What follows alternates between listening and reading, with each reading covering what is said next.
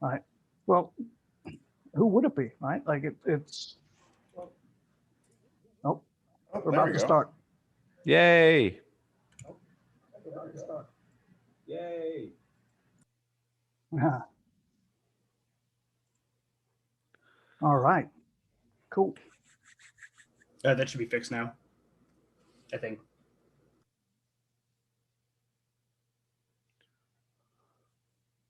All right. Perfect. All right, take us away. Okay. So welcome to another Glasshouse session. This is the 1-year anniversary.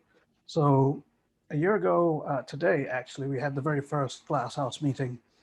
We were originally set up to basically just discuss cyber at a high enough level with technical people who would be able to sort of move into policy. But unlike most policy people, none of us come from a legal background or are politicians or anything like that. We actually, because we come from a technical or academic background, we were able to give like much deeper analysis and in-depth looks at what we're doing.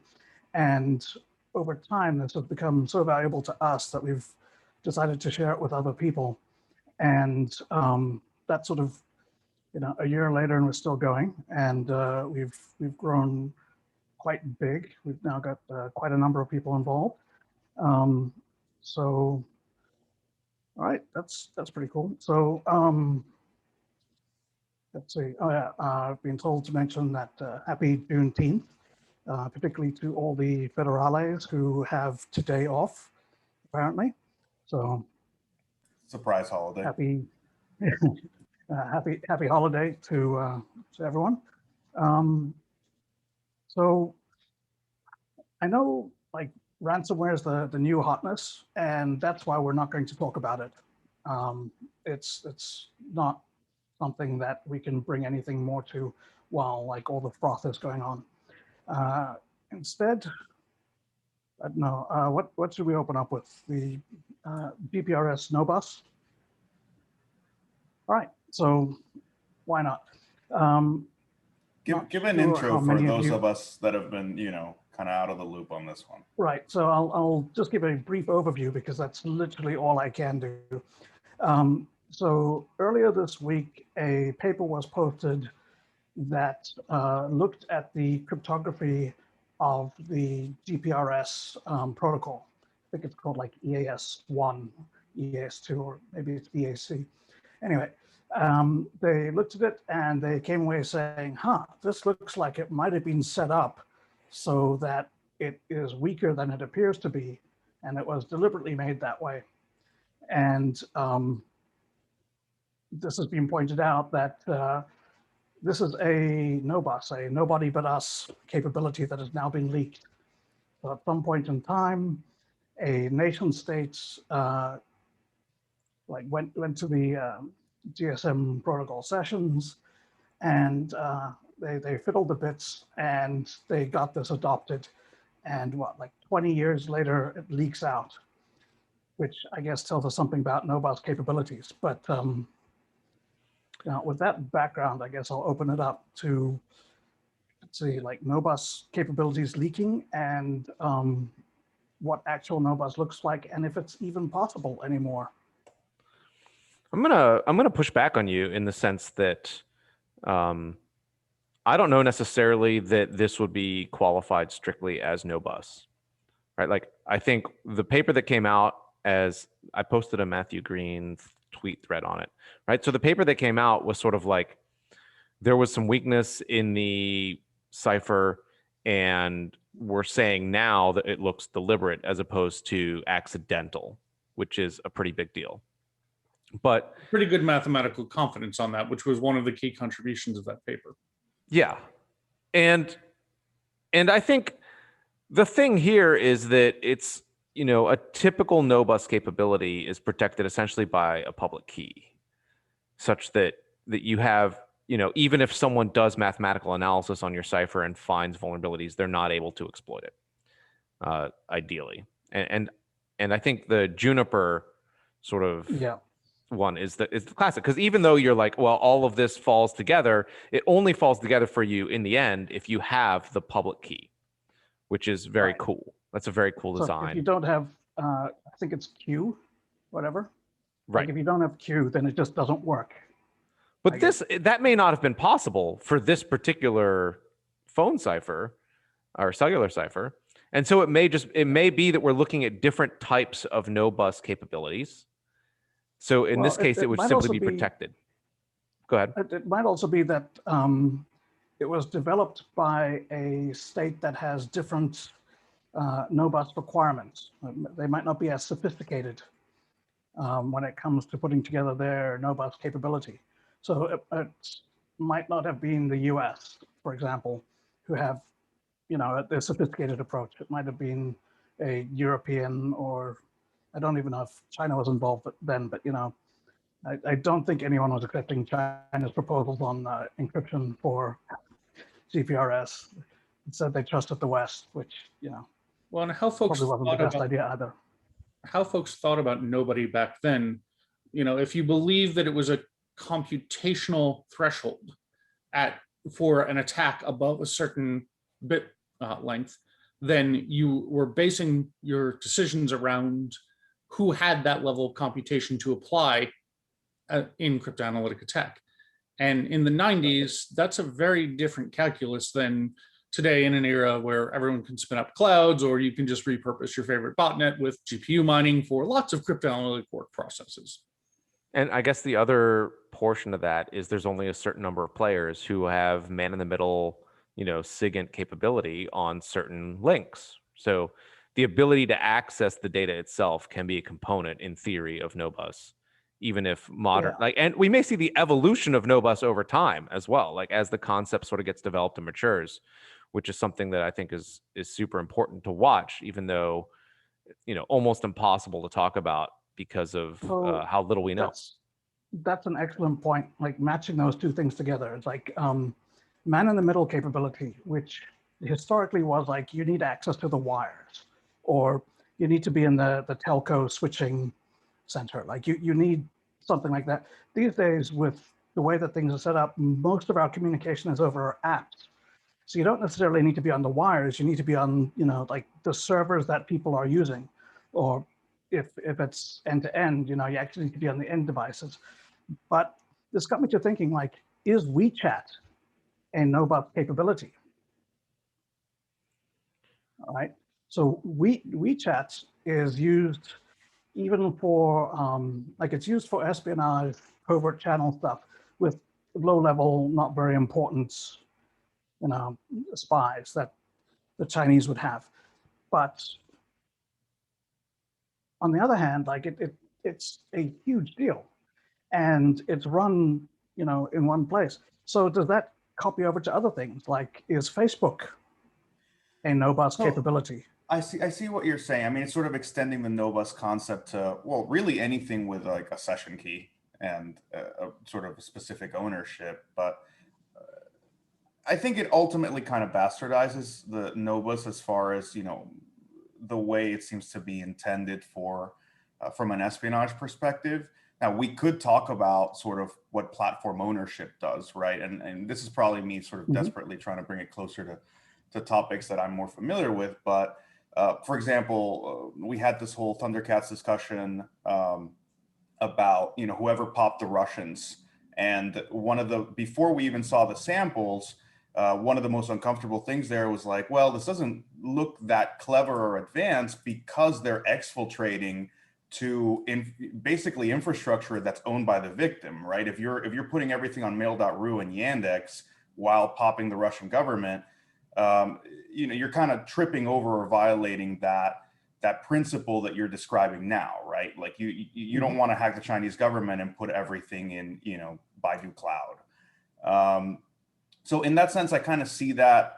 I see what you're getting at with sort of a no-bus adjacent notion of, this is something that only that company or only this government is going to have visibility into. But I would also doubt that only that country or only that government is going to have visibility into it, right?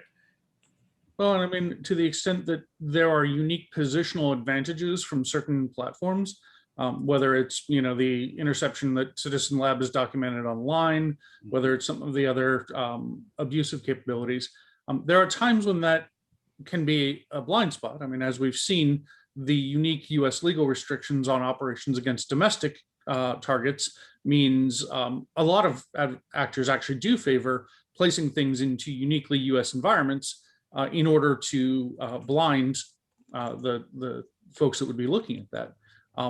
There isn't really a cryptologic equivalent of that in the same way, though. It makes this a little bit of a hard discussion.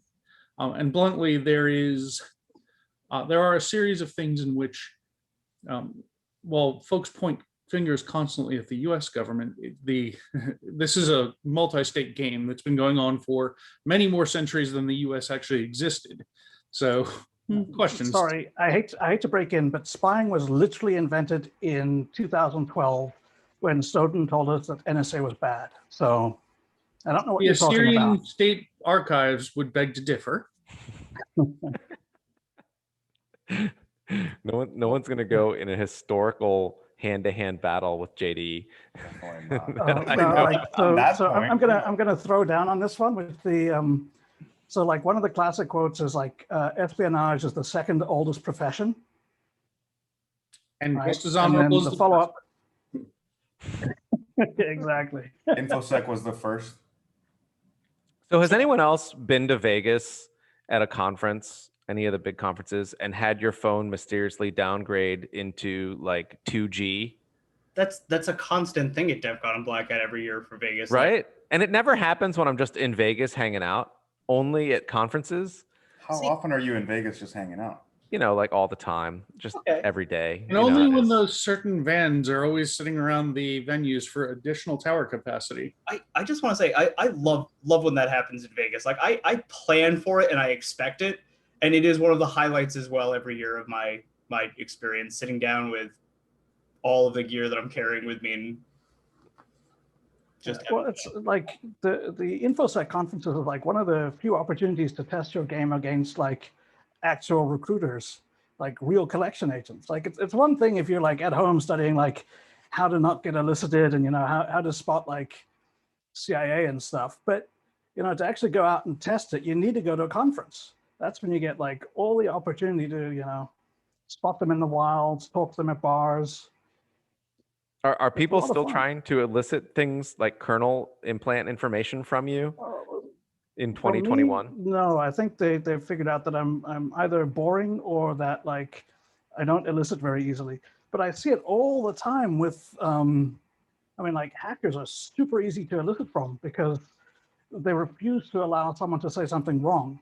So you can just be like, yeah, there's no more bugs in WinSys anymore.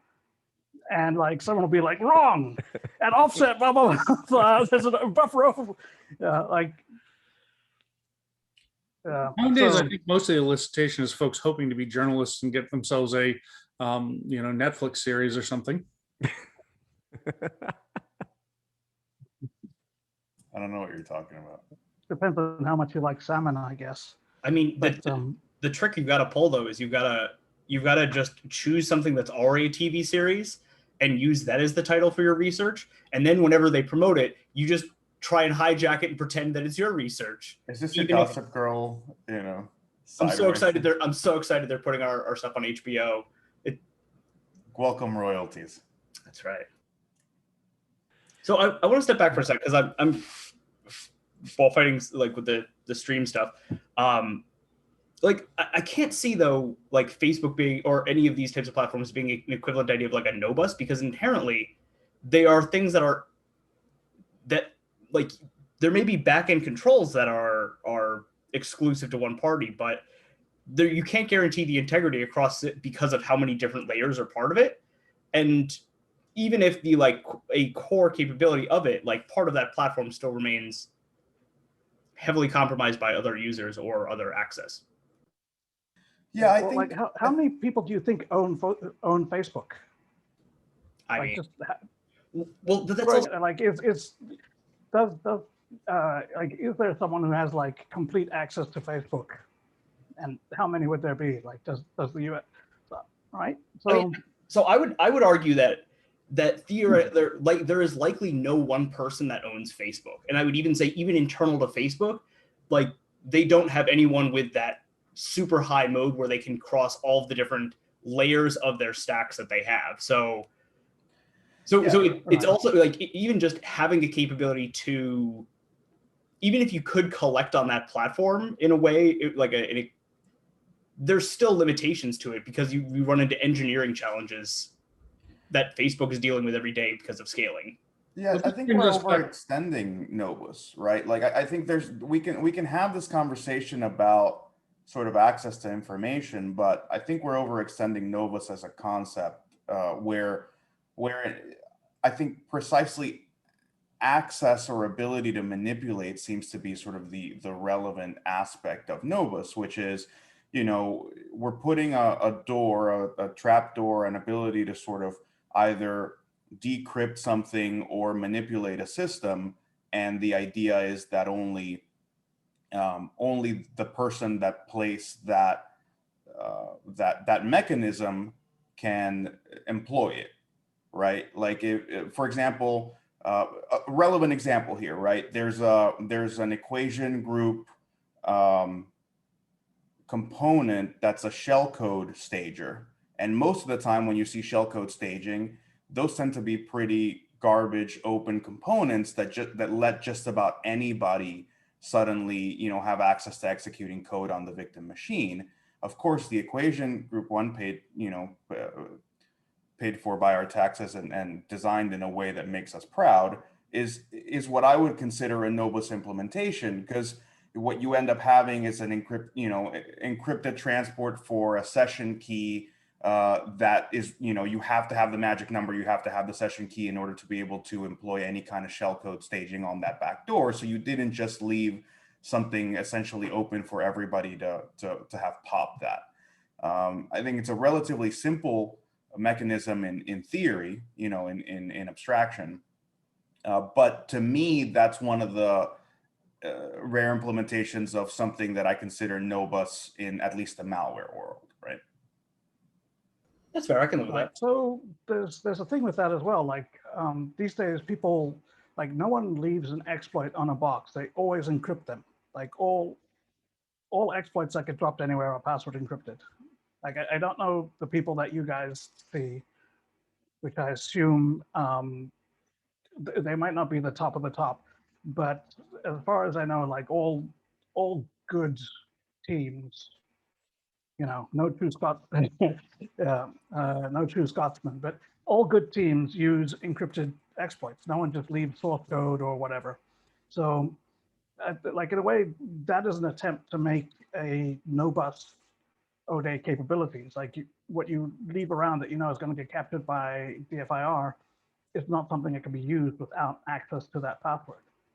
So that's not just Nobus. That's brilliantly just basic table stakes for responsible operations. You don't leave weapons lying around where children can pick them up. Yes, there are operational security advantages to ensuring that your offensive tools are not seen by the defender as readily. But part of this is just simply ensuring that the targets you're going up against can't capture and replay with ease to assist their programs in what are often more immature stages of development for a variety of actors. And unfortunately, that's often lost on new entrants to this field. Well, responsible offense is actually a good topic. Well, I just think that there's also, an aspect of like as a contrast, the exchange vulnerabilities and how they were used, right? So I think there's it's interesting to see what happens when these things are used willy-nilly. Like when you have a remote vulnerability, part of that responsible offensive behavior is figuring out your targeting such that it's not being spread across the world willy-nilly, as we've seen in the past. And often you see multiple phases. Like I think one of the problems we have is we classify actors in almost too broad a brush. So we're like, the Chinese did this and the Russians did this, right? When it realistically is down to a subgroup who has different policies from other subgroups. And I find this like, it gets in the literature that you read, it often is very confused. Like if you're looking at the databases people put together to write a cyber policy paper, they have this very simple abstraction that everything is based on. And it's been a lot of work to untangle some of these databases into like, okay, well, yes, it's true that this following group, you know, Brazen Kitty or whatever it is, operates in a way that we would consider, you know, hypothetically irresponsible with their offensive cyber operations. But like Rapunzel Kitty, on the other hand, is encrypting. There are like certain tool marks that you can see where they're like encrypting in space. And in fact, I don't know necessarily like, because encrypted code is high entropy, it often sticks out more in a memory image It's an OPSEC, than it can be good and bad. risk. Yes, which is a point JD started making, but I wanted to drive into some technical detail. I feel like what you're almost 2.5 steps from suggesting is essentially a MITRE attack model of sophistication of actors, where the capabilities themselves, like, do you encrypt payloads on disk? That becomes ITEL 1 subsection C. And we start to track those things and cluster them into predefined What level of ITEL ownage are you on? Yeah. Well, You are but a no baby. mistake. The original remote access tools that I wrote used public key encryption and like really good symmetric encryption underneath, particularly. And it was just a maintenance nightmare. Like when you lose your private keys, which you often do for who knows what reason, then you've lost entire networks. And let's say you're trying to, attach something like, oh, which key is this? The IP moves, right? So it is not easy to say the remote box that I'm targeting right now either has my implant on it, doesn't have my implant on it because it's refusing to respond, or the implant is mysteriously broken, right? All of these issues go away if I'm not using the encryption that we would consider responsible. Well, key management is always a problem in any system, but that's also responsible and mature organizations master key management. And there's a difference between doing symmetric key management and doing blind key management, where you have like a public-private key. It's actually harder. And so I think what we saw with some early groups is they only went halfway. They only decide, they're like, yes, we will use 2FISH as our, cipher underlayer, but we're not going to have blind key management. So anyone can theoretically still do a replay attack or reconnect. Like it's not just about the initial connect. It's, can I replay the traffic? There's a whole set of technical tool prints, essentially. I don't know what the real term is, that you can sort of look at and externally say, is this actor acting in a way that is protecting the victims? Like when you get data from a victim, it's your responsibility to say that no one else sniffing that wire has also received that data. Like that is your You're supposed to stop fourth party collection. Yes. Right? Like as soon as that happens, you have failed as an attacker. Yeah. You've become irresponsible. So we're touching on a variety of topics that I'm particularly interested in and that I, adore. The first one being, I will sidestep the notion of an attack framework because I'm not a fan of the attack framework in the first place, and I don't know that I really want us to go down that route. But there's definitely a notion of, what does responsible offense look like at a nation state level, and what we can. Solar winds. Well, that's what it looks like. We've been crying Not a lot really. We've been crying a lot of crocodile tears over solar compare wind. that to like exchange. Right. But it's not a binary is the thing. You're not either responsible or not responsible. You're taking certain measures. You're tell that to making Microsoft. Fair. I think we have to call it coordinated offense. Well, and one of the things about the framework, about 10 years ago, we were looking to implement a generational framework for sophistication. And we threw this away basically when some folks started to abuse it for marketing. But the initial intent was to say, okay, how do you compare a, say, 4th generation conventional fighter to a 5th generation fighter, and all the things that people like to do in military circles. And we put together these variable axes of sophistication to talk about how you could see from behavioral evidence the considerations and the tooling that went into putting together an op.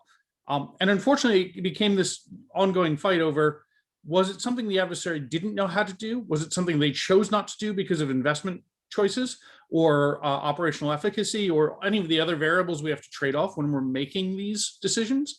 Or was it simply something that they didn't need to yet pull out of the kit bag and were preserving for arsenal management reasons? And we got wrapped around the axle on this. The levels of responsibility are a little different, though, where we suddenly realize it's not a matter of, do you pull it out of the kit bag because you need to, as much as you think you ought to for the sake of your own purposes, rather than the opposed adversary sense. Now, there is a world in which command and control is never targeted by other adversaries, and therefore you've never thought to secure it. There is no criminal actor that believes that that is part of their environment. Red on red in criminal environments is a constant. Yet somehow state actors walk around thinking that their command and control is unique just because they have security through obscurity, which of course we know is nothing. Yeah. One thing that I often look at is, what are the drivers that are going to force us to get European nations up to par on some of these issues? And the one that I see as most clear is going to be test ranges. Like, I don't know at what point we're going to say, look, we need to explain to other nations that there's a level of testing required for your capabilities that is very expensive and hard to do. And here is a range for you to try your crazy techniques on so that you stop trying to test them on our production networks. So I don't think that will ever happen, though, because inherently, if you start to try and push for a standardization in something like this, I agree that it's the right thing to do. It is the safe thing to do, and it's the responsible thing to do. But the problem is cyber is still often treated too much like your dad's gun. And it's the I've managed to sneak this capability out and I'm going to use it willy-nilly without any restraint. And telling people that are trying to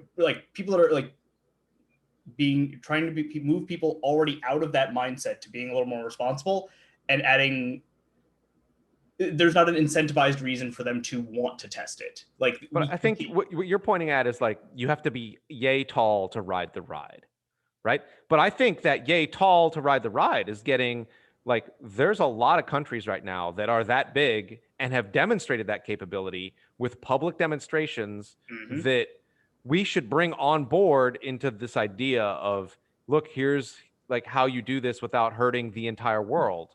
So how do you make that? Sorry, guys, but just to focus on Europe in the beginning, how do we have to impress that on the Europeans when you have the Chinese, the Iranians, and the North Koreans running around smashing every China shop without it needing to be, tested? Or we've touched on this in this conversation a little earlier with sort of the responsible use of sort of remote exploits and so on.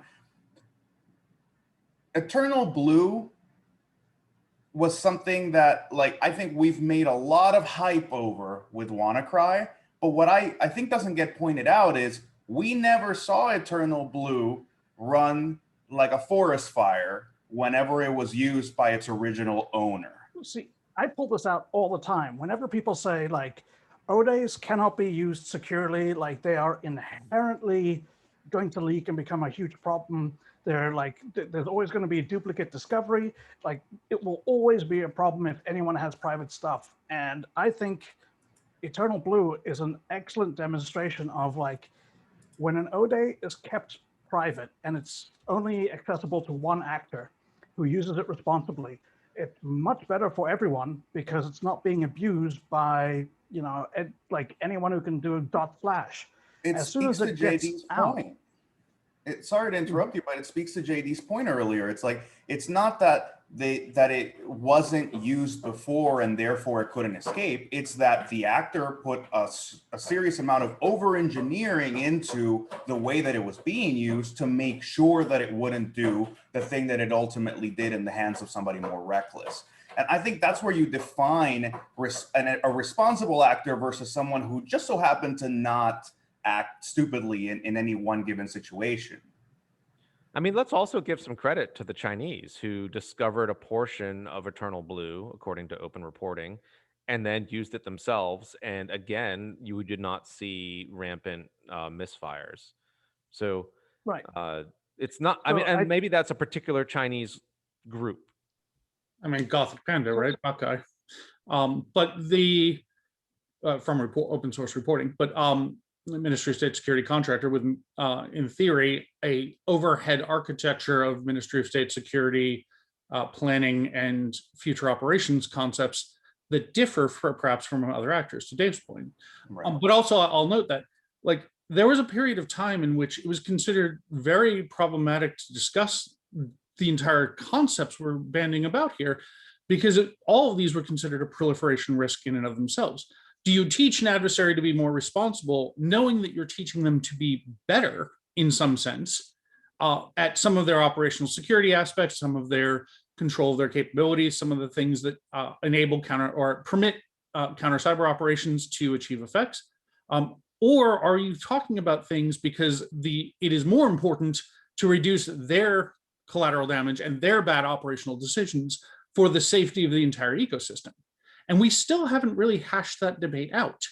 And But a few years ago, part when of I that first is- started raising some of this, it was actually considered very controversial, even as late as 2019, to talk about this in front of different audiences.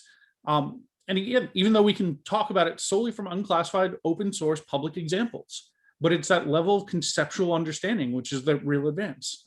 So one of the things also is, as well, is like it's definitely like not a thing people want to talk about as well. But the other piece to it as well is, if we do expand and like have these things proliferate, the risk that a lot of folks, I suspect, won't want to take with it is that it shows an element of sophistication which singles you out in terms of analysis.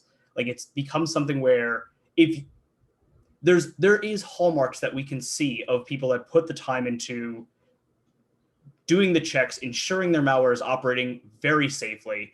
They have error handling everywhere that they need to, and even in places they don't. But that says a lot, and it differentiates those incidents from others.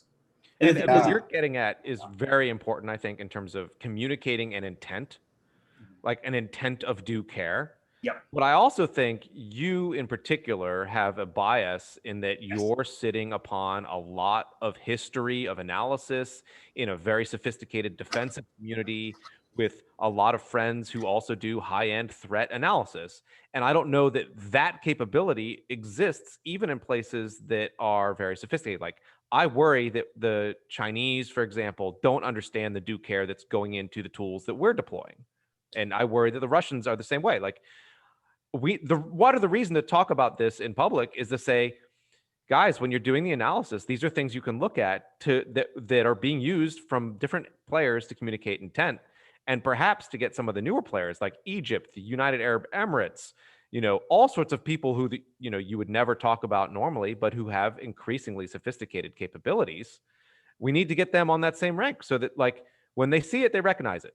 It's the funny thing is when that you... and I think this is why it's often so taboo to talk about, is because that definitely comes into the area of, and it's the fear that if we share even a little bit, we will immediately assist others essentially in reaching the perceived level that we're at with it. And if there's already an inherent bias on many parts to see the US as the apex predator in this space, if all of a sudden we go for like, there's several like groups that I'm not worried about causing World War III or accidentally destroying the planet by dropping the wrong payload somewhere. Like, but if all of a sudden that capability was in everyone's hands and we completely lose our ability to track these things, like, that's where I think the taboo comes in with people being afraid of that proliferating. I mean, it's kind of it's a bit of I understand what you're saying, Silas, and I agree that that's the way that people are thinking about it, but it's also ridiculous considering that the ones that are getting us closest to those situations tend to be the ones that have given absolutely no thought to being careful, right? Like the Iranians and the North Koreans, and the way that they deploy what they do, have given next to zero fucks as to their implementations of these things. Well, so here's the other thing as well is, if we go back to, say, like the Ukraine attack when Russia knocked out Kiev's power, allegedly,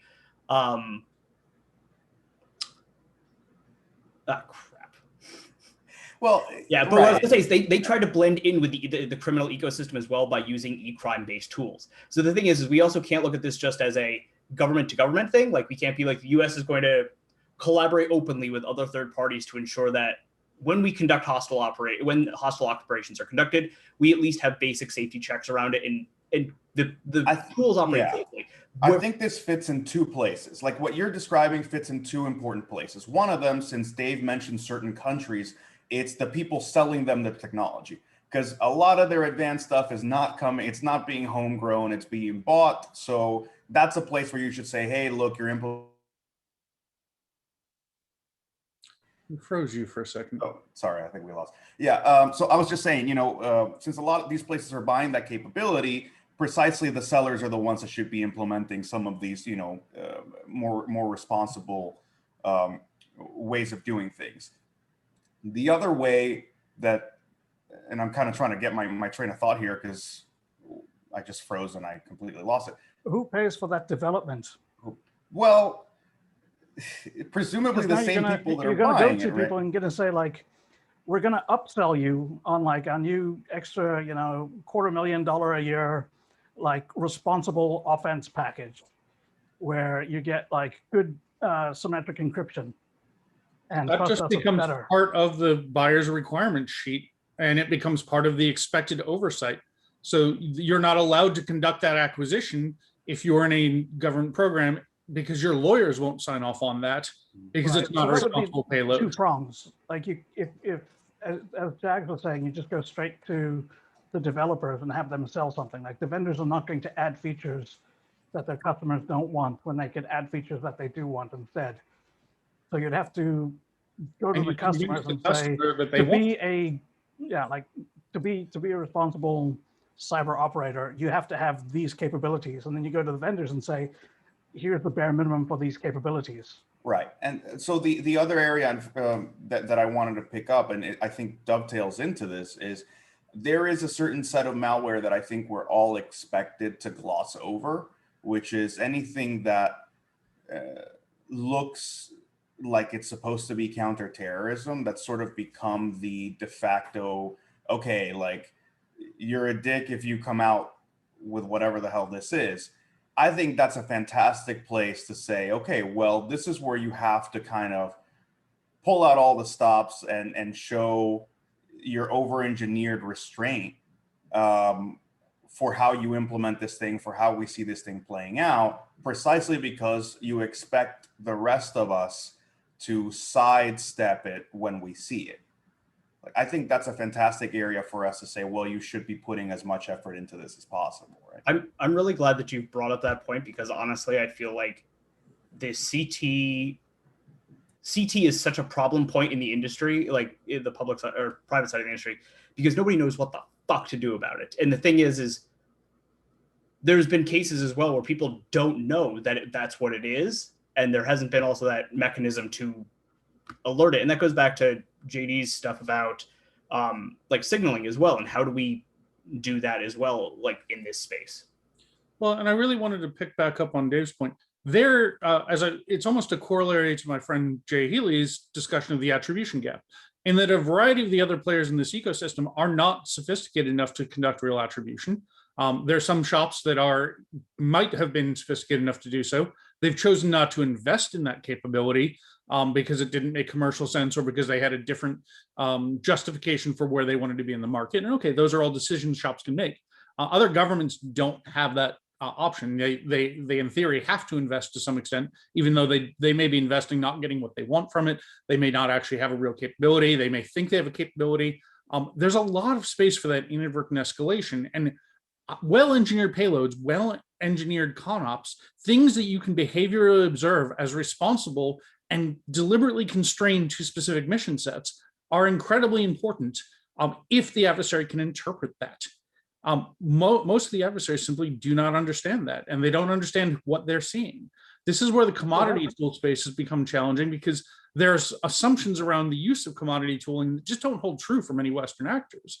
As much as sometimes it would be nice that everything's Cobalt Strike for everyone else, well, not so much. But when you look though at the challenges of talking through those things, they're being defined solely by what they've learned from public threat intelligence material. So the publicly published sets of reporting, the public class materials that are up.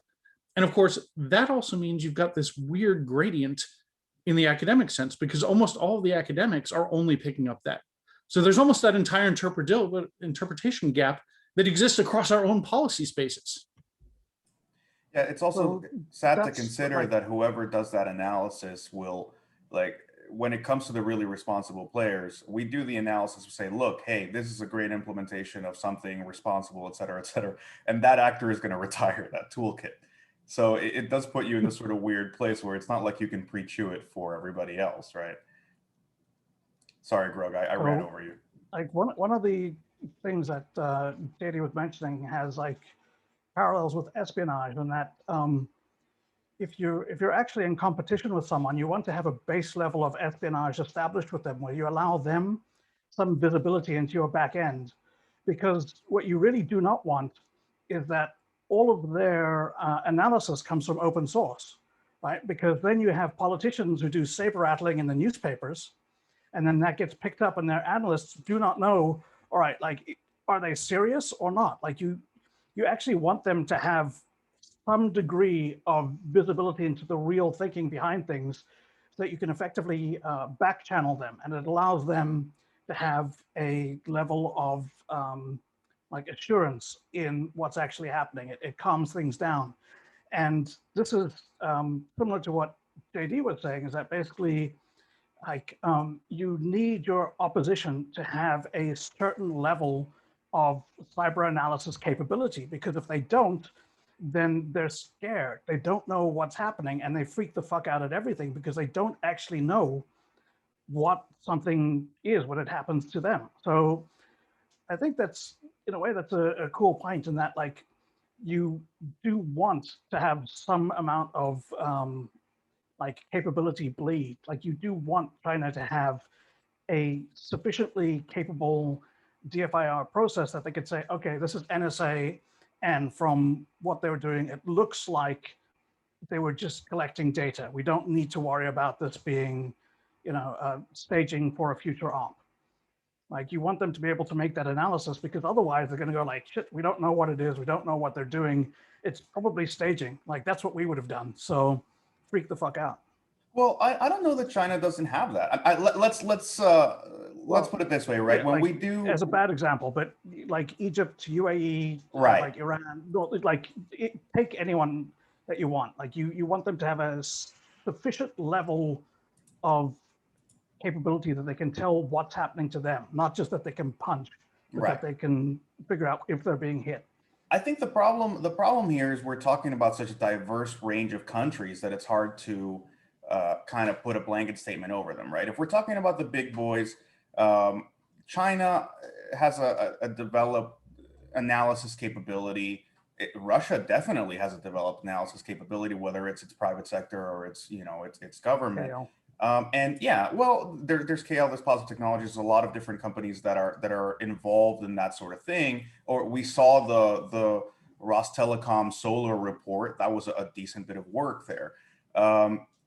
What I will say is, and I don't speak Chinese or Russian, so it's not like I'm super tuned into the conversation, but it does seem to be a slightly less alarmist and thereby slightly more sophisticated sounding conversation when it comes out of these places, right? They say we've got these massive attacks. Well, that's par for the course in what we're doing as sort of statesmen in whatever situation, international politics. Here in the United States, I think whether it's careerism or just everybody misunderstanding the subject or what it is, but we're talking about these things in such a first inaccurate sense, second alarmist sense, that it's hard to keep track of any of it. The conversations being had about ransomware are insane. Oh, well, this thing we need to treat this thing. Why did Putin order the destruction of the gasoline supply on the East Coast? There's no way that happened without him specifically requiring that. Right? I saw an op-ed that said that, and they were saying like, we have to fucking respond, and it's absolutely insane, right? Like these people don't understand what's going on or how things actually work. So part of it is the Yeah, like marketing this- paint. Part of it is the lack of time, depth, repeatable cycles on it. Part of it is in reading a lot of bad policy papers that, you know, Dave takes apart under the hammer routinely. Part of it is also, though, the foreign discussions are informed by some of the highest end of our discussions, because the adversary is not stupid. They steal from the best. They take some of the best of the private sector reporting from within the targets they've already compromised. That makes it a very awkward conversation when they know what we think we know at the industry reporting level, and they've built on those cycles at that high end of the adversary space. All the newer adversaries don't have that. They may be chasing that, but you know, clearly where we see some irresponsible new entrants desperately trying to get their claws into various threat intel firms and failing badly, thankfully. But that is, you know, in a contest of arms, sometimes the enemy will get a vote there. I mean, you make an interesting point there in the sense that, like, if you're an up and comer, like, one of the things you can do to educate yourself is hit like a top, you know, Fortune 500, and no doubt that they are big enough to have subscribed to all the major feeds, and you just literally just want the feeds because that's, you know, a valuable sort of Absolutely. strategic effort that you have. That's an interesting. I hadn't even thought Well, of if you that. look at it, yeah, absolutely. It's like from a counterintelligence point of view, it's like if the CIA had all of their like analysis of whether they've been hit by the KGB, if that was done by an outside firm that also sold all of the reporting to anyone who wanted it, that's basically where it's at. And the KGB could have gone and said, how much do they know about us? And just subscribed to a feed, or found someone who subscribed to a feed and stolen it from there, and they would have had complete access. So And that's funny because that changed, right? Like the few incidents we know of folks sort of running into certain shops to try to understand that they're, you know, how aware they were what they were doing, they predate this shift in the threat intel market where, you know, it went from we're going to write a blog and tell the world everything we know about blah blah, and by the time that happens you're burned and you're very unhappy, to hey, you know, you pay us low six figures and here's a report on the dot every Tuesday and Thursday of everything we even barely kind of know, so that we can keep this customer relationship happy. So you're you gonna know, get like fucking special requests from SVR, right? Like those customer requests are gonna come in and be like, "Hi, we need like 24 hours of Silas's time to look into and tell us everything he knows about SVR operations in like Africa and the Middle East." that's a conversation we were having yesterday, you know, in private. It's like, well, there is no good mechanism right now wherein you can have these sort of RFIs for actual, you know, analyst talent to say, you know, the government really cares about X, Y, and Z that they can actually talk about. Can you look into this thing for X amount of money? But to some extent, that relationship is being forged in the private subscription space for whether it's, I don't know if it's going to be shell companies or it's going to be directly certain governments that are less tight-lipped than the United States. But you can say, hey, we really care about threat actors going after the aviation space, maybe Chinese ones. Can you guys figure out what the hell's going on there? And I think in that kind of vagary and sort of being a little more humble to say these are counterintelligence concerns of ours, other countries, mostly European countries, are getting very good results. Well, but we're also seeing a lot of that happening, not merely in the very high-end private spaces, but this emergence of Twitter sock, where suddenly you can divert the entire trend of the industry by simply influencing certain of the right folks on the Twitter streams, and then everyone's arguing about it, right? It still baffles me how many people don't realize that several of the fairly popular Twitter accounts are actually just marketing vehicles for specific companies and not actually cybersecurity companies, which cracks me up. Yeah, I mean, there's a lot happening in that side of the house, and I'm guilty of chasing some of those from time to time when they sound interesting and trying to ignore some of the other ones. But it's sort of interesting to see how effective some of that channeling can be, right? You get certain accounts that go, hey, look, this looks suspicious, and then everybody sort of flocks to it. And then you get situations like this week we were arguing about DroboRub and sort of that Rob Joyce made the comment about how the private sector didn't take DroboRub seriously. And I was one of the first ones, along with other people, to be very indignant about that. And I apologize to Rob Joyce, because I'm sure he didn't mean anything bad by it. But it's like, we'd love to look at this thing. Give us freaking samples. You get into very odd situations where we all hunted this thing down when the NSA report came down. And it's like, if we had had something to find at the time, we would have more than loved to, put some efforts into it, right? Well, this does speak to investment choices of the industry, right? I'm still amazed at the number of shops that their effective business model is they rely on VT and other public malware repositories, and that's it. Hold on. I will adamantly call this out because, and I've started calling this out because there is enough on VT where there can be an entire multiple shops that exist just to produce it and produce gold, and they will consistently produce gold. It's if you're not like, and I'm just bluntly like, when I have bad insomnia, literally I just troll through VT logs and just read stuff, Right. and like gold falls out constantly, and it's not necessarily a terrible thing. It's just also like when you're doing that type of research, you're sitting in a specific spot, and it's not always the best idea to say like this is latent breaking. And I mean, if you don't have that endpoint telemetry to be able to say it, like it needs to be properly caveated based on where it was found, how it was found, and where the report sits. You're missing context. Yes, exactly. Yeah. But I was saying earlier, this is the opiate of cyber threat intel. It's good work. You can do good things with it. It has a good medicinal purpose, but it also can drug you into complacency. And it can make you and your shop think you are in a better place. And the folks that rely on that for their consumer outcomes then actually are the case, particularly where things get disinvested, or more importantly, do not scale to meet the other demands being placed on the organization. Linux agents. So I just want to take a second here, actually, to just thank everybody who watches these videos and sends us private messages and suggests topics and all that stuff, because they're sort of participating in this very cool new experiment on how to talk and deal with cyber policy. And, we get as many viewers on some of these videos as would attend one of the bigger cyber policy conferences. So I think like this stuff it's sort of important that we can look at these things in a new way and acknowledge that it is a new way, that it's been an interesting year in so many different ways around cyber policy. I think it's been a lot of advantages. We've opened the doors to new participants, which is not something you have had over the last 2 decades. So I just wanted to mention that real quick, because I know that we do have to wind down a little bit. Yeah, absolutely. Here, fully agreed. Just bouncing off of that quickly, if you have suggestions on things that you'd like us to talk about, then tweet them at Glasshouse Center, or I guess we'll get another way that you can access us. Or just we're absolutely open. Account. Yeah, you just hit it on Twitter. I'll get things set up for better interaction this week, hopefully for us. So hit any of us on Twitter. And all right, unfortunately, we're out of time. We had a little bit of a late start because we were being hacked by the cybers. We suspect that it's a Egyptian rat of some sort that had access to our WeChat NoBus channel and interfered with how we were accessing the YouTubes.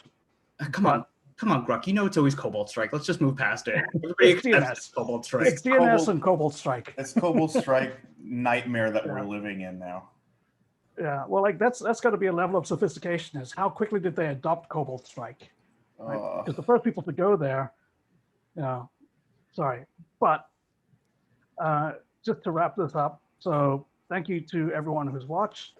Thank you to our participants, Silence, Jags, Dave, JD, myself, and we will see you 2 weeks, I believe, when we have the next one. Yeah, let's commit to 2 weeks. We'll do it 2 weeks from now. Sounds good. Right, and click subscribe and like and ring the bell. Follow us on Twitter. Hit our Instagram. We're only 10,000 people away from 10,000 subscribers. So take care, guys.